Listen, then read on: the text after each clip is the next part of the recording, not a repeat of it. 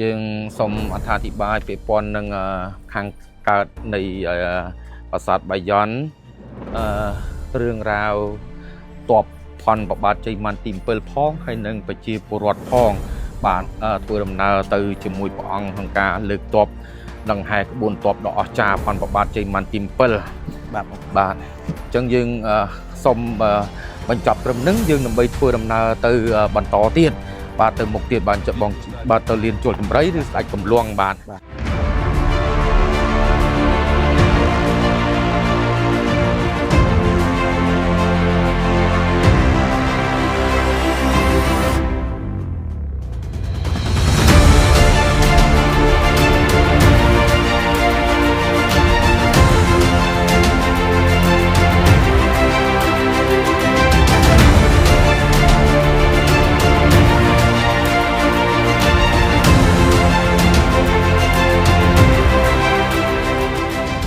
យើងសូមអត្ថាធិប្បាយពាក់ព័ន្ធនឹង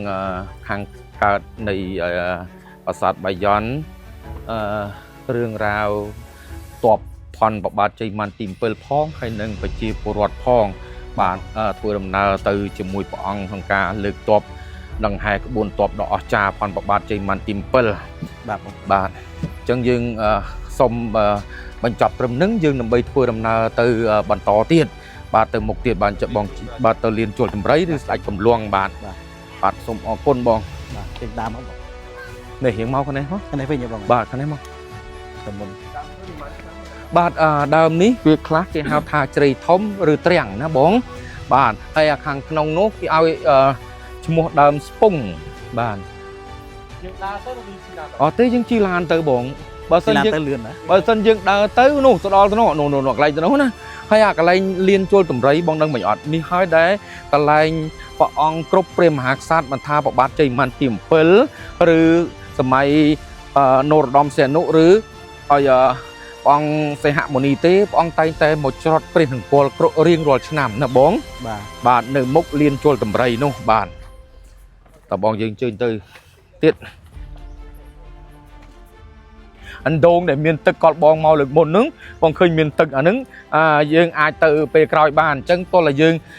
មកពេលព្រឹកបងអង្គរវត្តយើងចប់ហើយមែនទេបងយើងអាចមកភាសាទៀតគឺបាយ័ននៅជាន់ទី2លំអិតអំពីលឹងផងនិងរូបពុទ្ធបដិមាកោផងហើយនឹងទឹកអណ្ដូងផងបាទបងបាទបាទត្រឹមត្រូវបងអញ្ចឹងមានន័យថាយើងអាចតភេកភ្ជាប់ពីកន្លែងនេះបកហើយយើងកាន់ទៅតនៅកន្លែងទីតាំងមួយទៀតបាទយើងមានបាពួនវិមានអាកាសអញ្ចឹងបាពួននេះយើងចេញពីប្រាសាទបាយ័នទៅប្រហែល300ម៉ែត្រទេអត់ឆ្ងាយទេណាអូ happy history of Cambodian history of Cambodian បងតាយើងធ្វើដំណើរទៅកន្លែងមួយទៀតបាទតោះក្រុមការងារយើងធ្វើដំណើរទៅកន្លែងមួយទៀតបាទភាពប្រកបដោយភាពរីករាយហើយការចងចាំបាទនៅលើប្រាសាទបាពួនហ្នឹងបាទអញ្ចឹងយើងចាំទៅខាងមុខទៀតទៅយើងនឹងឃើញបាទឈប់មុខក៏បានដែរបងមើលកន្លែងតាណាឈប់ឲ្យវាស្រួលទៅយើងនេះប្រាសាទអីគេប្រាសាទបាពួនអានេះគេហៅថាប្រាសាទសួរព្រាត់ឬគេឲ្យឈ្មោះ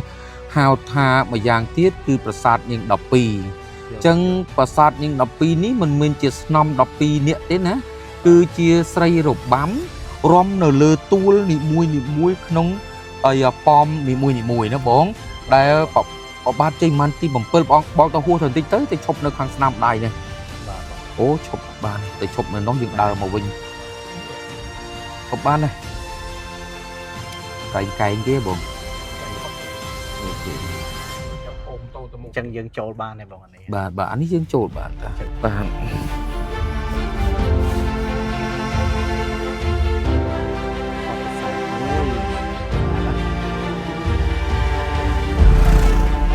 អត់ទេអត់អីទេខ្ញុំឆ្លងមកកណ្ណេះម្ដងបាទលោកខាងទីលេងជិនបំរៃឯងបងអានេះ